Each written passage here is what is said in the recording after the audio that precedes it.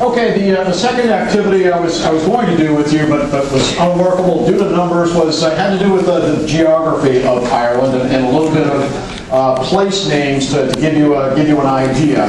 But I'll try and cover some of that now. How many of you have been to Ireland? We can skip this all together then, right? Okay, yeah, Ireland is an island, of course, and it's a little bit different from most islands in that the mountains are on the perimeter of the island rather than up the center. The center of Ireland is a fertile plain, good for farming and raising horses. There are 32 counties in Ireland, and usually when somebody says they're from Ireland, they'll identify themselves with the county much more than the specific place necessarily.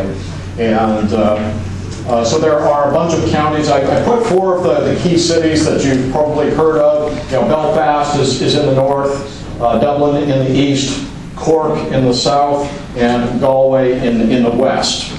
And in terms of the main Irish, the place of origin is different for the Irish in different parts of Maine. Portland, for instance, has a lot of people from Galway, from the west, and which is different from Lewiston and Auburn. In Lewiston and Auburn, the majority of folks came from the southwest. County Cork, which is the large one here, County Kerry next door is the second most frequent place you'll find, and then there are a scattering of people from all over. But so Lewiston and Auburn is much more of a Cork or Corkonian and Kerryman kind of place, whereas Portland is much more centered on Galway. And there's the old joke amongst the canal diggers. The Corkmen and the Kerrymen would run this rendition against each other, sit down for lunch, and if they had somebody from the wrong county with them, they would stack up 3 shovels on the side of the canal, and when the person returned, they'd invite him to take his pick. All right, subtle humor, bad humor, it can get worse, folks.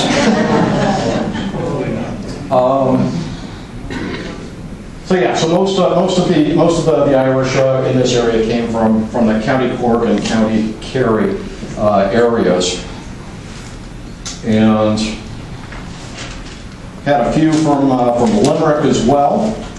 And speaking of limericks, there was a young lady, can't read my writing, named Hall. She wore a newspaper to the ball.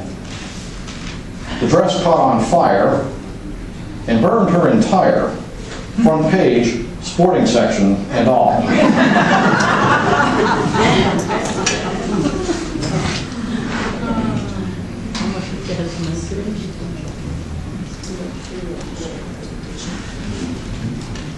Well, to give you an introduction to Irish history, give you a nutshell history of Ireland. Let's go back. The Celts were the first, as far as we know, people to occupy the island. And the Celts originated in the Near East, and they traveled over centuries, of course, across Europe, and found their way to Ireland through Great Britain, through France, through Spain. And this is all, of course, in pre-Christian times. There weren't a lot of them, and people will expand to fit the space allowed. So they spread out all over the place and tended to live in small groupings. There were no cities or towns to speak of in early Ireland. The towns and the cities that are there now were founded by the Vikings, who in the 9th and 10th centuries were out roaming the seas and setting up and designing towns in places like Dublin, Waterford, Cork, and Limerick and Belfast, among other places. So there's, it's an interesting story. We think of America as a land of immigrants. Well, Ireland was too in many respects. So the Danes in particular, as well as the Swedes and the Norwegians and whatnot, were out and roaming and set up the cities of Ireland. In the In the 12th century, the English found their way to Ireland in force. And the English and the Irish had been interacting in an unfriendly manner from an early time, raiding each other's coasts and whatnot. That's how St. Patrick, who was originally based in Britain, actually found his way to Ireland as a slave, and afterwards went to the continent for his education, and eventually went back to Ireland in the 5th century. But the English began to take over the island slowly but surely, and it's not a black and white thing. Some Irish wanted the English there, some Irish didn't want the English there, and that was the story for pretty much the history of the country. And early on, the English concentrated, or the English position was concentrated around Dublin. And you've heard the expression "beyond the Pale." Okay, well, the area around Dublin that the English held was called the Pale, and outside of Dublin was Indian country. It was beyond the Pale.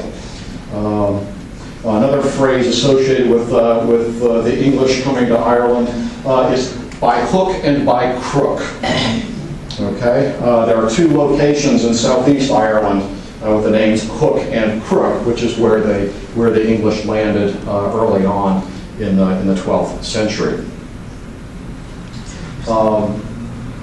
English rule was not, as I sort of intimated, was not entire. Even though they claimed large swaths of territory and eventually the whole island, their control at any given time was not complete. It was most complete around the Dublin area, but it was in the outlying areas, the traditional Gaelic chieftains still held significant, if not total interest and control. And there were a number of struggles as England tried to exert more and more influence and control over the country. And of course, some of the Irish resented this. And so all through their history, the Irish have had a tendency to rebel against English rule, or at least some of the Irish did. By no means all of them. And when there are bad feelings amongst the Irish, there are a lot of deep memories of things that didn't go well with the English. Oliver Cromwell, who helped to overthrow the Charles I and institute parliamentary rule in Ireland, for instance, is remembered for making a trek across Ireland and basically putting to the sword anybody that got in his way. And in a couple of towns, this meant pretty much going inside the gate, locking the door, and then dispatching the town. So he's not well remembered, and some of these resentments are still remembered today. And the Irish, of course, resented that. In other times, in the 1700s, the English got tired of some of these revolts and rebellions. The fundamental situation was that England was Protestant, Ireland was Catholic, and it wasn't so much a religious issue per se as it was the developing of nation states. England's rivals on the continent were France and Spain, principally, both Catholic countries. And so the problem that the Irish presented for the English was that the Irish would invite the French and the Spanish to invade the British Empire through Ireland. Understandably, the British at times felt the need to remedy this problem.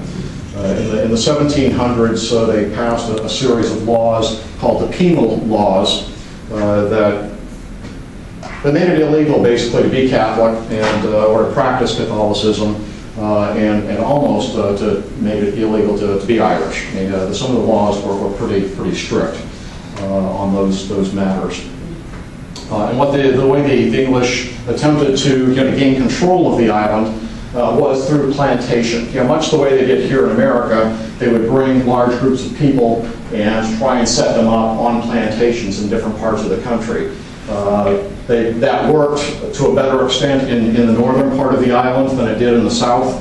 They did, like in Cork, they did establish some plantations. That just didn't persist. But that was how they tried to ensure the safety of their western frontier, was by planting folks there and doing the best that they could to counter a people that didn't sympathize with their occupation of the country necessarily. It's much more complicated than that. Far more complicated than that, and as you start reading Irish history, you have to, and learning it, there are a lot of subtleties in there. As I said, not everybody was necessarily against the English. Some of the English that came to Ireland became more Irish than English. So there was a lot of mixing there. It's a really interesting story. But when we ask why did the Irish come to Maine or come to America, there were three basic reasons, and one of them was this political oppression. It was difficult for Irish people to get an education. You know, they couldn't go to college, they couldn't be lawyers, they couldn't be doctors.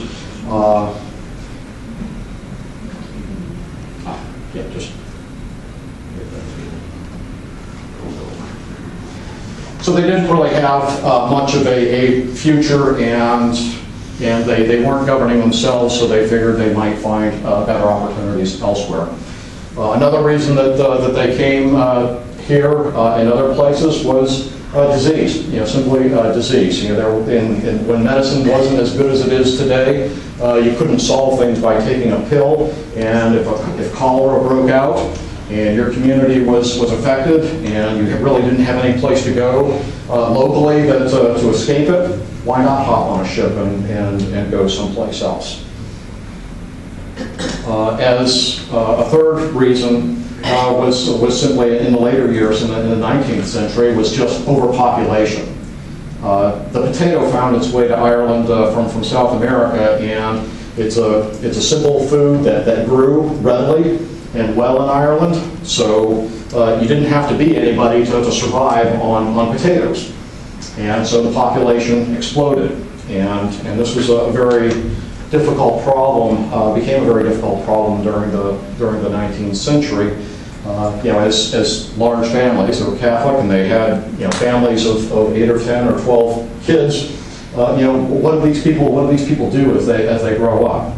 You know, they can't all inherit the farm, and this is an agrarian country where farming was how people made their lives. So you know, the land was divided up into smaller and smaller pieces, and if you weren't the one who inherited the land, you know, a piece of land large enough to survive on, you know, what were your prospects? So people caught the next ship out of town to, you know, as they turned of age, and went to places like England. You know, many Irish went to England. It was nearby, didn't cost much to get there. Some went to Australia as convicts, more often than not. And also, you know, of course, they came to America.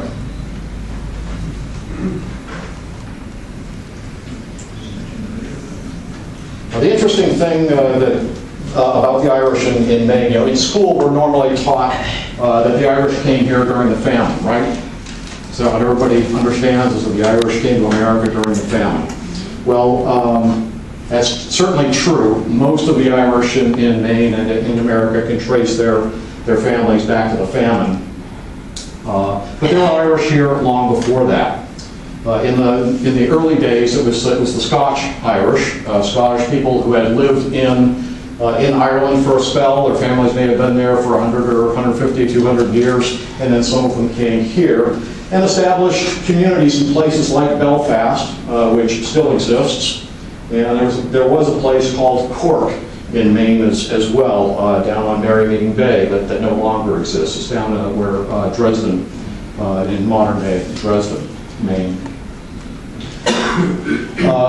After the Scotch Irish, there were you know, people continued to come here. You know, the British Empire was being an island. It was a seafaring nation, so sailors certainly found their way here as individuals. And individual small family groups, individual people, clusters of families, small clusters of families found their way into Maine. If you look at the older records of almost any of the towns in Maine, you're probably going to come across one or two or three scattered Irishmen in the early period.